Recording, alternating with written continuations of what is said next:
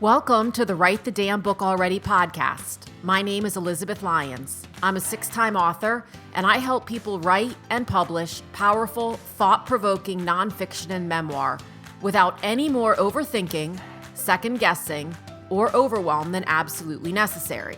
Because let's face it, some overthinking, second-guessing, and overwhelm is going to come with the territory if you're anything like me.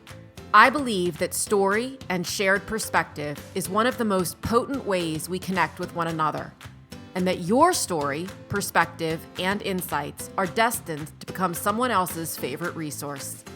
For more book writing, publishing, and how the heck do I move through this glitch tips and solutions, and plenty of free and low-cost resources, visit publishaprofitablebook.com.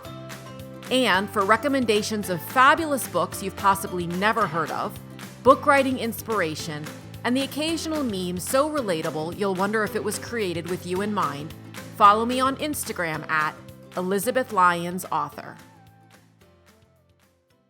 Hi, everybody, and welcome to this next episode of Write the Damn Book Already. Today, we are going to talk about what to look for in a hybrid publisher. I had the most fun event last week at Zibby's Bookshop in Santa Monica. And we were talking about, I was joined by my friend Susie Lula. We were discussing all things book writing and publishing and marketing. And it was really fantastic. If you have an opportunity and you're in the Santa Monica area, definitely stop by this bookshop. It is darling. It is unique. The way that they have curated their books is amazing. I walked out with, you can't really walk out of a bookshop with too many books, but one could argue that I did. Thank God I drove because I could just put them all in my trunk. But after our event, a woman approached me and said, can you help me understand what to look for, how to choose a hybrid publisher? Because the prices run the gamut. The offerings run the gamut, and it's hard to identify what's worth it, what's not, and on and on. So I decided that I would just make a podcast about it because I'm sure she's not the only one who's had this question. So first of all, what is a hybrid publisher? Now, the definition of this changes a little bit depending upon who you ask, but for the purposes of this conversation and in my world, a hybrid publisher is a publisher the author pays to publish the book. So it's funny, it's not really funny in a haha way, but if you go out into a lot of different self-publishing Facebook groups, there's a lot of discourse by individuals who will say, don't ever pay anyone to publish your book. You can do it for free. It's so simple. People are wasting their money doing this. And I enjoy reading the responses lots of times because they're spot on. Yes, you can absolutely figure out, first of all, uploading to Amazon is completely free. You can absolutely figure out how to, I guess, design your own cover and format the interior, all these sorts of things. But readers are incredibly discerning. And the idea that you can just whip something together, design your own cover if you're not a designer, upload it to Amazon, not know how to properly write back cover copy, all of those sorts of things, and people are going to purchase it is insane. You might get 3 or 4 or 5 purchases from friends and family members, but it's challenging for traditionally published authors to get the kind of reach that they want to get with their book. So if it were so easy, as some people would have you believe, that you can just throw this thing up there and have it go gangbusters, no one would even be looking for an agent. We would all just, everybody would just throw everything up there and then buy their island in Mallorca and call it a day. Also, it is true that you can go down the Google rabbit hole and do all the research on how to do all of these things yourself. That's how I learned how to do it almost 2 decades ago. But for a lot of people, investing, just like you do with any other area of your business, investing in someone who knows what they're doing, is doing it ethically, has the experience to be able to connect you quickly with a good designer, a good interior designer, knows how to upload properly to Amazon, all these sorts of things, register your ISBN. For many, many people, that's incredibly valuable. And being able to have control on the back end still, just as you would if you truly self-published and did all that legwork yourself, it has great value for a lot of people. And even in the area of self-publishing, another question I've gotten, certainly, and it makes perfect sense. Yes, you can go down the Google rabbit hole. You can go into Facebook groups and ask people who they've used for cover design. You can figure out how to format the interior of your book. You can do all that through research, or you can enroll in a course where someone who can just simply connect you quickly with their preferred cover designer, walk you through how to format the interior, walk you through how to upload to Amazon, can show you how to do those things. So for some, and yes, I have a course on that. It's called Publish a Profitable Book. For some people, they're like, I would like to invest in someone telling me making it a shorter distance between here and there, rather than spending all my time second guessing myself, going down into the annals of how do I find a good cover designer. But it is 100% at the end of the day, personal preference. It's what's most comfortable for you and for your budget and your time. So there's no right or wrong, and there's really no reason to get caught up in, but if I do it this way, will it not do as well? Or, but if I don't get a traditional publisher, will I not sell books? All those sorts of things are just, they're thoughts that so many of us have, and they're just standing in the way of you finding the shortest distance between you and the best way for you to publish this particular book at this particular time. So, a hybrid publisher is a publisher who, it's often called author-financed publishing, where you hire them to do the legwork. And many times, most times actually, you get to use their imprint, which means that if they're called 123 Press, then 123 Press is the publishing company name, imprint, that is on the back and the spine and the everything of your title page of your book. So for many people, that is, they find that valuable, especially if for example, you've probably, or you may have heard of Balboa Press, which is the hybrid arm of Hay House. So for many people who are writing in a spiritual type book, and they would love to have Hay House publish it, but Hay House doesn't have an interest in their book, they may hybrid publish through Hay House's hybrid press, which is called Balboa.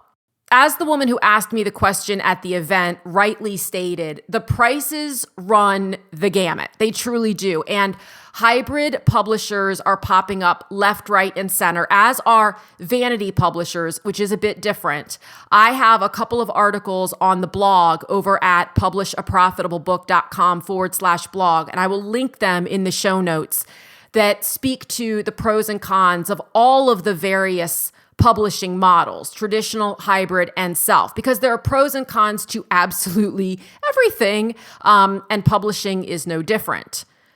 Vanity publishing, which I'm not going to really go into in this episode, other than to say it is coupled with hybrid because it is also an author-financed model. However, vanity publishers, in my estimation, are publishers who will take absolutely anything that comes across their desks. They are far more interested in making money than in making author connections and in partnering with their authors. So many times, once you've paid them, they kind of disappear. They are notoriously difficult to work with.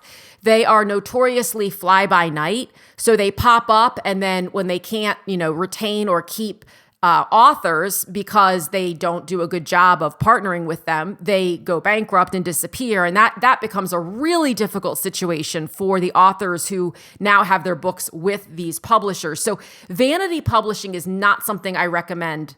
It's not something I recommend. But there are a lot of incredible hybrid publishers out there who are ready, willing, and able to assist authors who greatly believe in the product that they are bringing to market, either don't want to or have not been able to secure representation from an agent or get an editor to purchase the rights to their book through a traditional house, or just don't want to jump through the hoops of doing all the publishing legwork themselves. So, how do we zero in on the best one, air quotes, see my air quotes, for you and your book at this particular time, and feel confident that the amount that you're investing is fair? So the first question, and these are really in no particular order, but the first question that I think it's important to ask yourself is, how did you find them? And did they find you? If they found you, they are 99.982%, they're a vanity publisher. Vanity publishers are notorious for trolling Facebook groups, for trolling social media in general. They are seeking out authors who clearly have not yet published, and they will email you or DM you and say specifically, we've seen your book, or we've seen that you have a book coming out. We're so interested. They play on an aspiring author or an author, soon to be published author's desire to have you see the air quotes, publishing house validate their idea. And so authors often get very excited about this, understandably, because they say, oh my gosh, this house is interested in my book. They're not, they're interested in your money. So if they contact you, 9.8 times out of 10, they are a vanity publisher. And I would go into that. There are just a lot of red flags on the field. And I would look into that with that it may be cynical, but I would absolutely have that in the back of your head if that happens. But how did you find them? So did you Google them? Were they referred to you? Getting a referral from someone else who's used a hybrid publisher and been really happy with their experience is a great endorsement.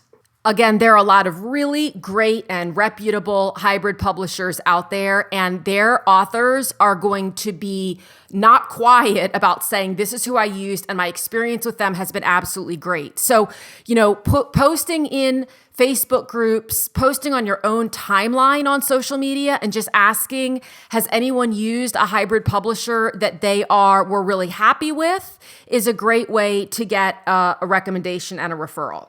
The second tip is look at their catalog. And what I mean by that is if you go to their website and you look at the books that they've published, do not necessarily worry about, oh my gosh, did they hit bestseller status? Have I ever heard of this book? That's not what you're looking for. What you're looking for is a catalog of books that, number one, you would feel proud to be among.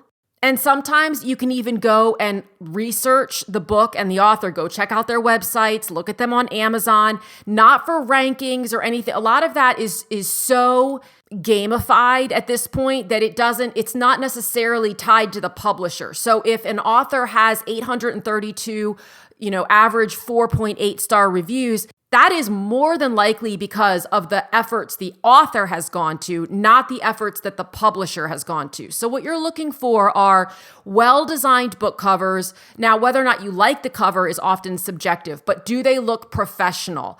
Is the listing on Amazon, does that look professional?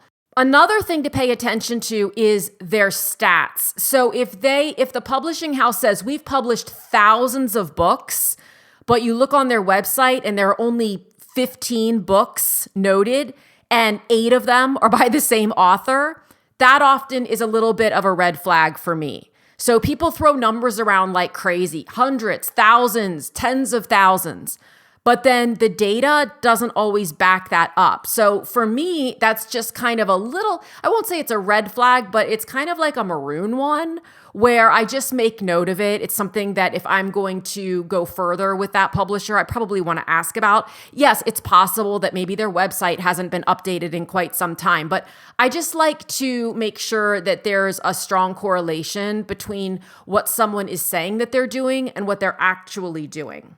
The next point is, and I mentioned this when I was speaking about vanity publishers, do they accept just anyone? So if you are to contact them and say, what are your criteria for publishing a book? If they're like, hey, send it over and we'll do it. Or if they're very quick to accept it without you giving them even a summary or an idea of what your goals are as the author, what you're looking for in a publishing partner, that's a bit of a red flag. In my opinion, with a hybrid publisher, you still want someone who's slightly discerning. No, they're not going to be as discerning as a traditional house that is paying out advances and therefore, understandably more discerning because they're not bringing in money to publish a book. They're putting out money to publish a book. However, this goes back to being proud that you're in their catalog, number one. And number two, being confident that you're going to receive the level of care from them and the level of partnership that you're looking for through the publishing process. And that is often reflected in the pricing. And sometimes it's not. Like sometimes the pricing is deceptive or deceiving or both. And sometimes it's reflective of the type of care and partnership that you're going to feel as you're going through the publishing process. Probably the biggest thing to look at, and this is pretty obvious, is what's included in the package. Now, there are a lot of different things that can be included. There are some things that, in my experience, are more bells and whistles that authors get excited about, but are kind of just there to be extra line items and make it look like you're getting 18,000 things for the price, when in reality, you're only getting 5 things, as an example. And the truth is, those 5 things should be enough because it's really all you need as long as you're being taken care of in a great and caring way by the publisher. But some of the things that may be included, sometimes editing is included and usually it's not. I actually recommend that if you're working with a hybrid publisher, you find an editor independently because you really want to have a strong partnership with your editor and you may not vibe with the editor that they either assign you or the pool from which you have to choose. Lots of times, frankly, some hybrid publishers will include editing, but then they're freelance sourcing the editor on the back end as well. So it's not someone who's in-house an editor for them. They're just going out and freelance resourcing them in the same way that you would, but you don't have any control over who they're assigning to you. So that's something that I actually recommend authors do on their own. Obviously, the publishing is going to be included, but you want to find out where are they going to publish you. For many, like for Fin Phyllis Press, which is my hybrid house, we publish our authors to Amazon for their ebook and their paperback, and then we publish them through Draft to Digital just for their ebook, so their ebook can go wide. If they want to go up to Ingram Spark as well, so that their book can be available to booksellers and libraries, their paperback book, then we have that as an add-on. It's not an automatic, but it's a very inexpensive add-on. But you want to find out where they are going to make your book available. Please note that just because your book is available to be purchased by a certain reseller does not mean that it will be.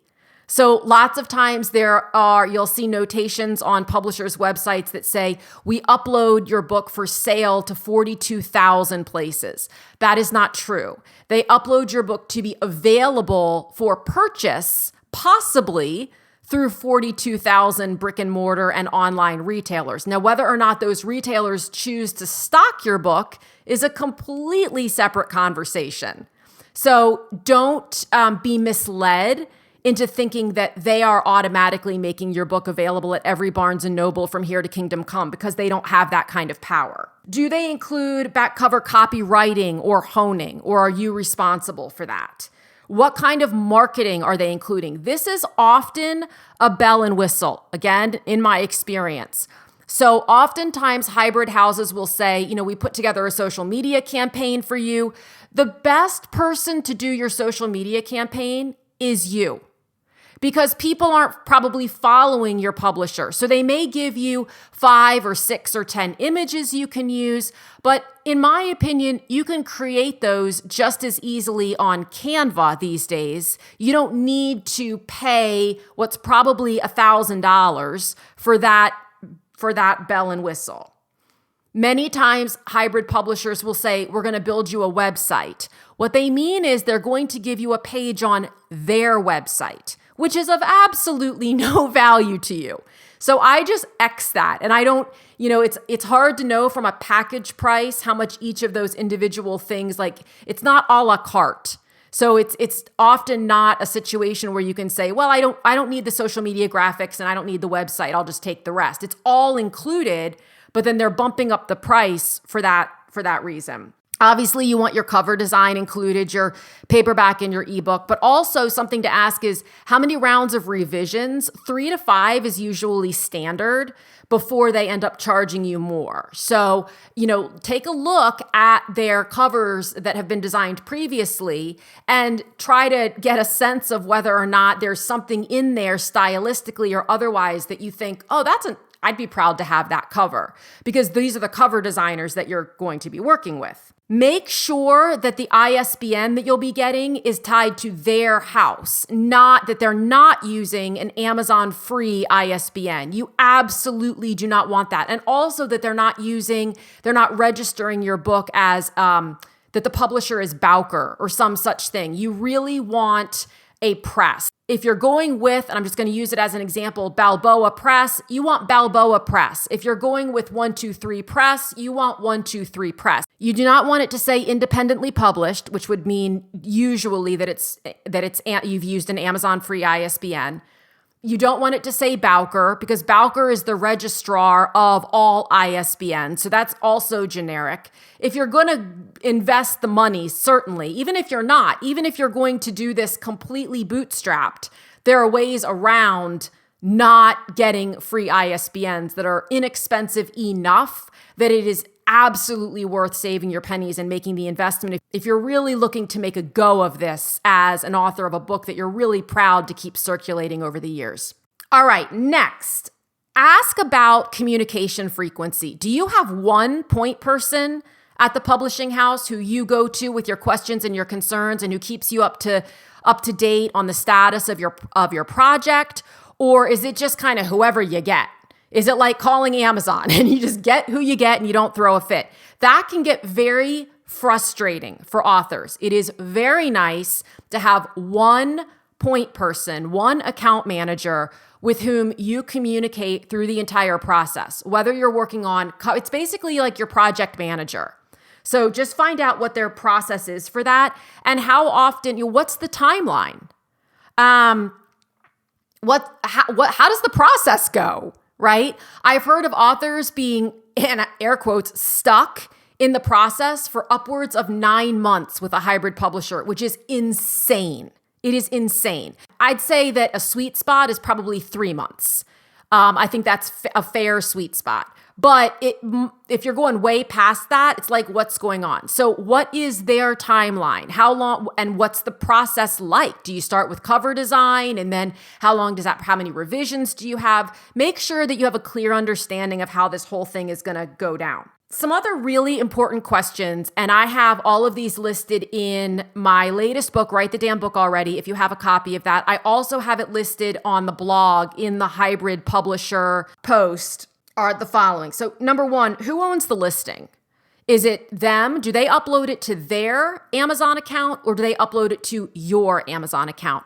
This is quite important. Typically, the reason that they will upload it to their account is because not only do you pay them up front, but they also retain a percentage on the back end. I don't personally agree with this approach. The only reason that the approach sometimes makes sense to me is if the publishing house is doing the publishing for a bit of a lesser amount because they are vetting the projects that they bring in so well that they believe that they will make up the difference off of sales on the back end, which is technically what a traditional house does as well, just without having the author financing up front. So it's not always bad. But if you're paying a hybrid house $7,000 or $8,000 to publish your book, and then they're still retaining 15 to 20% off the back end, that's something I personally don't agree with. But that is oftentimes why they would want to load it to their account, because then the money comes to them and then they cut you a check. So just know what their process is for that. if they're retaining control on the back end, what you're going to want to know is, okay, when I want to order author copies, how does that work? Are you going to charge me the wholesale price that Amazon charges you, or are you going to upcharge me? And in all likelihood, they are going to upcharge you by $1 or $2 per book. Again, in order to help bridge the gap between what they've charged you and what they hope to make off of the project, or just to continue to make more money off of you. So you kind of have to decide that part.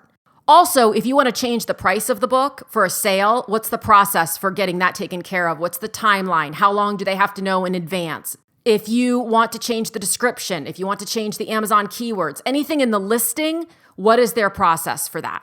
What happens if you get a great endorsement that you now want to put on the cover of your book? Can you change, can you even pay a fee? But what's the process for changing that and then re-uploading to Amazon and your other distributors? So again, if you have control, if they're listing to your account, which is what we do at Finphilus Press, and it's what a lot of hybrid publishers do, they cut the cord after the deal is done and everything is on your account. So when you want to change pricing, when you want to order author copies, anything that you want to do, you have full control. You find a typo on page 79, it keeps you up at night. You want to modify the interior to eradicate the typo, you do that. You can just re-upload yourself at 3 a.m. when you're up, having a sleepless night over this typo. You have full control. Whereas if your hybrid publisher has it listed into their account, you have none. So you just want to know what their process is for that.